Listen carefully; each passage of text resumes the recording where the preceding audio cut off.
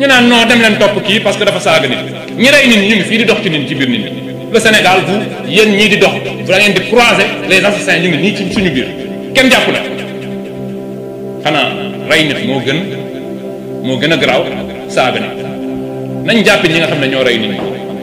gis naa waa APR ñuy publier d'ailleurs loolu sax c'est pour dire que je suis proche de Azoura mais man ak moom dañuy voilà on est très proche le geste. merci maa ngi remercier ñi ma fi fekk ñëpp di leen nuyu di leen jox seen wàccuwaay di nuyu oustaz di nuyu ñi fi nekk ñëpp je ne pourrais pas citer tout le monde en principe waru moon bokk ci rencontre bi j'ai juste vu le direct ma gis ni sariwu leen fi vous êtes tout à fait proche de chez moi ma ni donc dinaa def un geste daal di ñëw bokk ko ak yéen parce que li ngeen di def nii une offensive pour le triomphe du projet man je vis pour le projet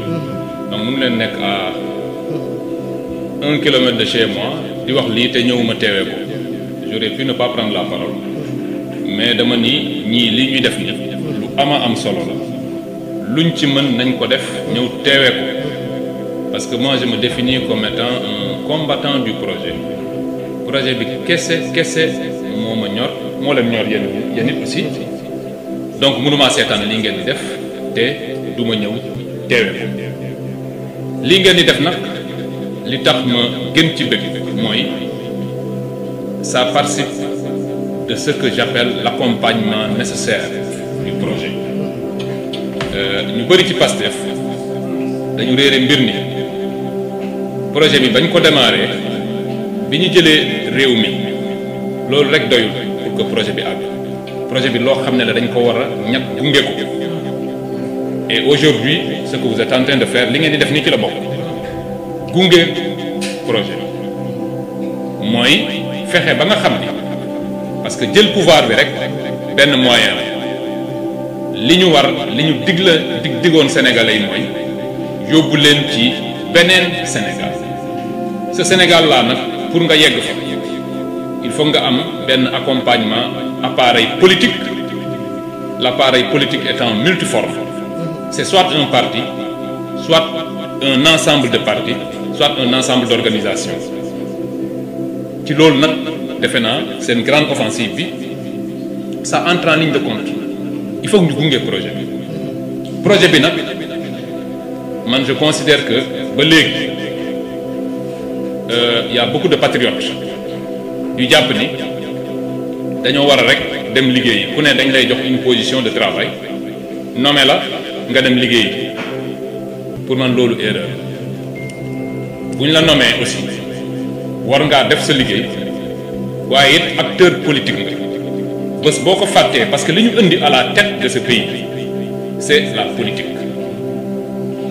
moo ñu fi indi am na ko fi wax sànq defe naa oustaz la wax ni c'est un combat de l'opinion en politique tout est question de perception mën nga di liggéey que le toog na le loo wax wala loo def mu xëpp ci mu présenter ko d'une certaine manière ba nit ñi jàppee ko neneen or kii dem di voter wala ki lay wekk wala ki lay respecté wala ki lay bëgg moom ci perception bi rek la lay bëgg aujourd'hui il faut que ñun ñu liggéey ci li nga xam ne mooy perception bi nit ñi di am ci ñun loolu moo tax nag li ngeen di def nii bu ko kenn xeeb ça participe d'un accompagnement comme je le disais je vais me répéter accompagnement nécessaire du projet bi nag mu ngi dem dans deux sens globalement bu ñu doon wax comme les juristes le premier sens mooy war nañu redresser le pays le redressement nag c'est toutes ces questions là li ñuy wax ni nous avons trouvé un pays en ruine nous avons trouvé un pays dans lequel l'endettement est extraordinaire nous avons trouvé un pays qui a un certain nombre de difficultés ñu ngi koy redresser ci biir redressement boobu nag dañoo warta la plupart des patriotes ci lañ nekk ñi ñu nommé ci lañ nekk on te nomme ministre on te nomme directeur général on te nomme loolu yëpp ci ngay nekk dans cet effort de redressement du pays ñëpp a ci nekk maintenant beneen fànn bi mooy non seulement il faut redresser le pays mais il faut aussi apporter de la justice sénégalais yi teguñu fi rek teguñ ñu fi rek pour que ñu ni taux de chômage bi fii la tolloon nañ ko wàññi denrée de première nécessité wàññi nañ ko. Il y a une soif de justice qui est là te man loolu chaque fois fuñ ma woo dama ciy insister. Il faut que ñu xam ni aussi sénégalais yi dañoo bëgg li nga xam ne moo leen dal entre 2021 et 2024 dañoo bëgg ñu faj ko. faj bi mooy il faut apporter de la justice. nit ki ni muy soxlaa di lekk noonu lay soxlaa de la justice. ñun ñii ñëpp ci lañ bokk muy man di oustaz di keneen ak keneen. man maa ngi jóge sama kër léegi nii j'étais en train de refaire une caméra de surveillance boo xam ne fa laa gisee woon ni ñëwoon sama kër pour mettre des cocktails molotov dans ma maison à 1h du matin. C'est pour vous dire que foofu la affaire yi àggoon te bañ may sànni cocktail molotov sama kër j'avais le bracelet électronique. Le lendemain j'ai demandé au juge d'instruction qui par ailleurs aujourd'hui a été nommé procureur du tribunal de Mbour. On lui a fait une promotion. Bon, c'est sa chance, je ne l'aurais pas nommé moi, mais dama ko demandé autorisation en son temps ne ko les gens sont venus chez moi sànni nañ cocktail molotov sama kër donc waa APR xam nañ sama kër da nga maa war a may puisque dañ ma fixé ci benn endroit dañ maa war a may ma déplacé wu dem feneen mu lànk bañ ko celui-là il voulait quoi fu bëggoon gars yi fekk ma fa. C'est ce genre de choses là, c'est-à-dire que cet impératif de justice man exemple laa ci rek ak keneen mais les Sénégalais ont besoin de cette justice là. Il faut qu'on leur rende justice te damay gis waa APR ils commencent déjà à prendre peur mais lii ce n'est que le début du commencement. Nous ne sommes que sur les questions financières mais li nga xam ne mooy la véritable justice ak seegul parce que am na ñoo xam ne ba léegi kenn déggu leen ñu tudd leen. L'ancien ministre de l'Intérieur, le ministre de la Justice de l'époque, Ismaïla Madior Fall, on a parlé de lui uniquement pour de petites questions financières. Moi, c'est pas mon affaire. Moi, je ne l'aurais pas poursuivi sur ces questions-là. Aujourd'hui, mais ces gens-là avaient organisé un système de répression et de rafle des Sénégalais. Sénégalais, des Sénégalais ici ont été enlevés, assassinés. Am na ñoo xam ne dañ leen a jàpp am na ñoo xam ne fii manifestation on les a tués au vu aussi de tout le monde. Ce côté-là boobu phase ñëwagul. Nous ne sommes que sur la petite phase mooy des questions financières, des questions de détournement nga xam ne sax ñoom ñoo ko defoon. Le rapport Covid-19 ñoom ñoo ko defoon Macky Sall moo ko defoon ah. Bon, pensant que certainement lu fi mës a jóge donc ñu def ko noonu rek pour amuser la galerie. C'est sur cette base dañu poursuivre un certain nombre d'entre eux. Bu ñu paree ci yooyu ces questions-là il va falloir aller sur les questions purement de crime de sang yooyu foog ñu àgg ci. Mënuloo nekk dans un pays ñu rey ci 80 personnes mënuloo nekk dans un pays ñu gaañ ci des centaines de personnes. Mënuloo nekk dans un pays ne serait-ce que pour les milliers de personnes yi nga xam ne dañ leen a jàpp te defuñu dara loolu ngeen yaakaar ni dañ war a bàyyi noonu rek non waaye non nañ jéggalante non ça il faut en tirer toutes les conséquences pour mu bañ a tee am ab réew noonu lay doxee. Sénégal bu ñu bëggee dépasser loolu bu ñu bëggee ëllëg keneen ku fi nekk ci dëkk bi nga xam ni lii kat boo ko defee dinañ ma ci topp y compris pour le magistrat bi nga xam ne moo ko tey jàpp la. tëj la te xam na ni defuloo dara. Il faut tirer les conséquences de tous les actes. C'est comme ça que les pays avancent. Il faut tirer les conséquences de tout ce qui a été fait. Loolu nag pour ñu def ko on a proposé un certain nombre de choses. Dëkk bi il faut changer. Je pense qu'on est en train d'aller vers des réformes mais des réformes très très profondes. Réformes profondes yi nag je pense que wax nañ ci waxu OFNAC il faut changer parce que c'est le siège actuellement de l'enrichissement illicite. ñii nii ils sont tellement forts que ay enquête taxul nga jàpp leen parce que un vrai bandit qui réfléchit bien mënoo koo jàpp ci ay enquête waaye li nga xam ne kenn mënu koo nëbb mooy maanaam ba ngay jël nguur gi yoruloo dara ñu jékki-jékki en 2 ans ñu gis ni yow kat jóge nga ci yoroo woon dara léegi tu es milliardaire ñu laaj la foo jëlee say milliards loolu yomb na ku ne te loolu mooy enrichissement illicite loolu kenn mënu ko fee def tant que ñu ngi ci système actuel bi OFNAC moo war a la ñu war a lancer li ñuy wax procédure d'enrichissement illicite bu ko keneen lancer OFNAC mën na ko arrêter te OFNAC comme ni ma ko yàgg a waxee sëñ Bassirou Gueye moo fa nekk te tant que ma nga fa ma nga mel ni OFNAC amul moom dañ ko jox OFNAC pour mu geler ko teg ko lem ko dugal ko ci poosam toog di xaar puisque day xaar ndax nous avons la majorité à l'Assemblée dañ ko fa jëlee en dehors de l'OFNAC mais le conseil constitutionnel bu leen fàtte ni ñi fa nekk ñëpp Macky Sall moo leen fa teg man na gëwma ni nit dina xëy rek soppeeku bu ñu fàtte ni lu ne dund nañ ko avec ce conseil constitutionnel lu ne dund nañ ko ne soyons pas naïfs le conseil constitutionnel dans sa constitution actuelle dañu ko war a dissoudre aussi dindi ko daal di teg beneen structure une cour ou tout ce que vous voulez. Moi, je n'ai pas la naïveté de penser que les gens ont changé, maintenant les gens vont respecter la loi. Non, il ne faut pas se limiter à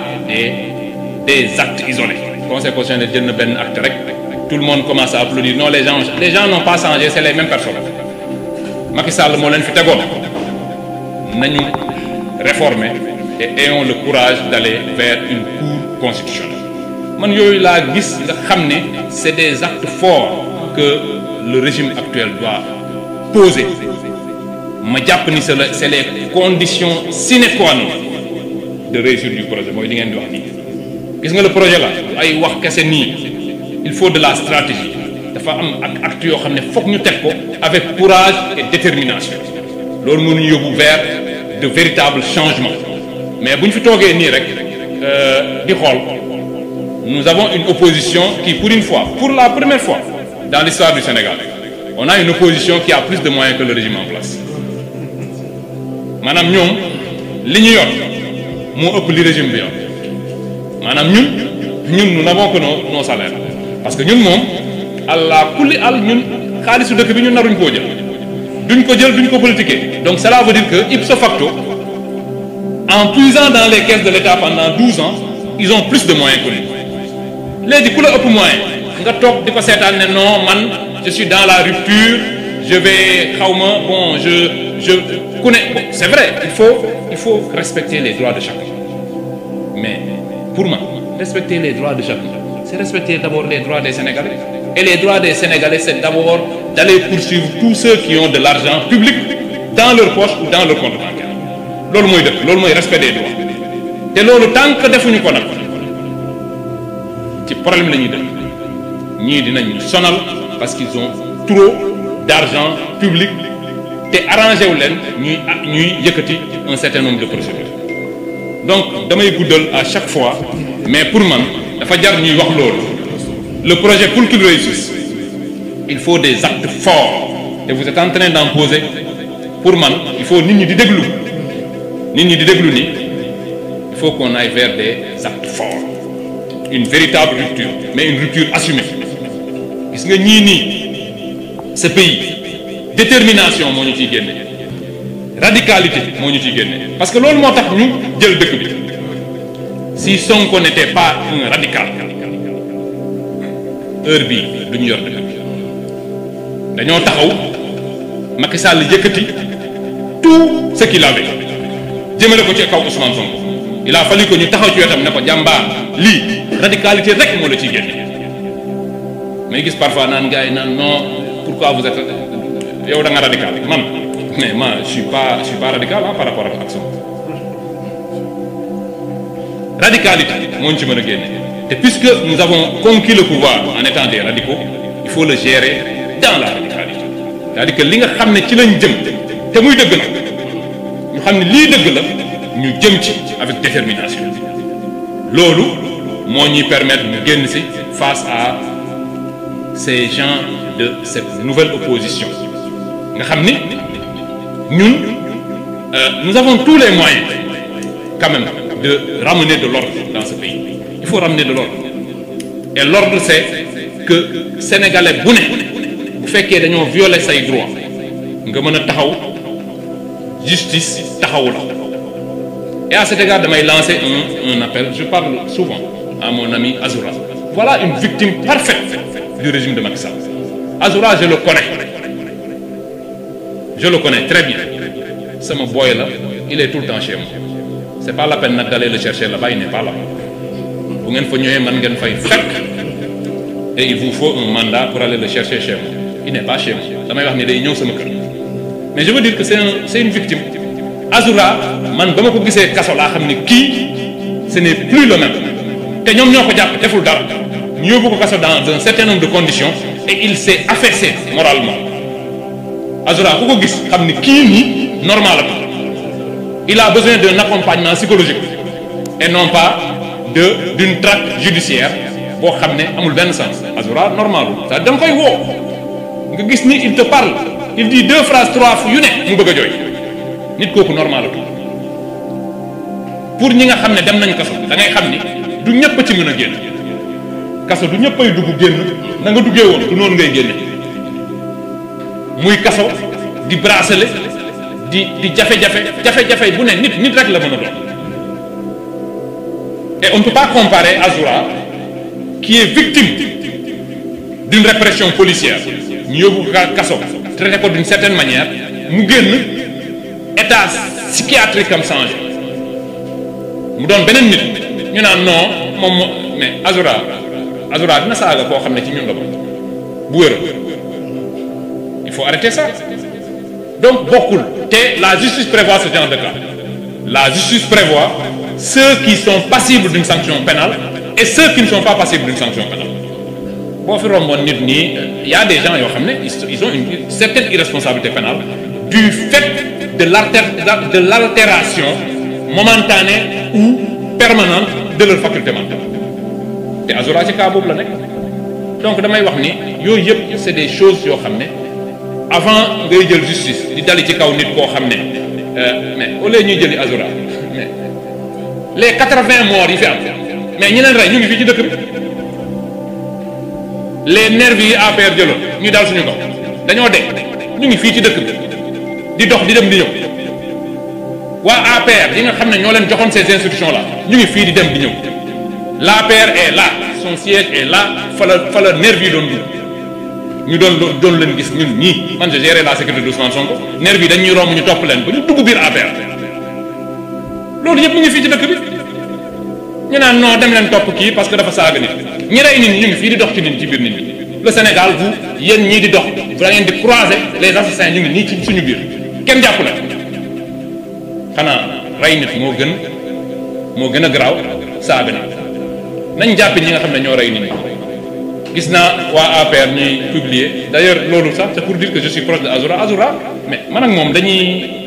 voilà on est très proche. Le geste que j'ai fait c'est juste un geste de nu mu tëddi un geste de tir mais loolu je le fais avec lui parce que daf ma doon tooñ di ma mbalak am lu mu may wax noonu je fais ce geste là à son égard je savais même pas qu'il filmait et il a filmé ça descend sur les réseaux sociaux ñu commencé casse un geste de tir xanaa tir bi ci boppam dem leen wari tir bi y a des gens ici Sénégal fii ñu wane leen ñu tiim doomu jàmbur buy dund viser ko tirer ko rey boobu ba léegi déggoo waa APR di ko kaas mais vous voyez un Waly Diouf Bodiang bu jël baaraamam def nii ngeen bëgg cee wax di ci bind alors que yow gis nga une vidéo dans laquelle un Sénégalais tue un autre Sénégalais. Donc il faudrait qu'on revienne à l'essentiel. Pour moi, j'ai été un peu long. Pour moi, il faut revenir à l'essentiel, aux fondamentaux. Un État, il fonctionne à partir de règles. Juste tant qu'on a peur d'appliquer la justice dans sa plus grande rigueur, on ne changera pas ce pays. Et man loolu laa gëm man li ma gëm mooy ku fi def loo war ta def nañ la teg ci yoon ak koo mënti doon. Or aujourd'hui malheureusement mais il y a au minimum 80 assassins qui sont dans la rue et qu'il faut prendre. Donc yooyu laa gëm. Je vous remercie encore une fois de m'avoir donné la parole.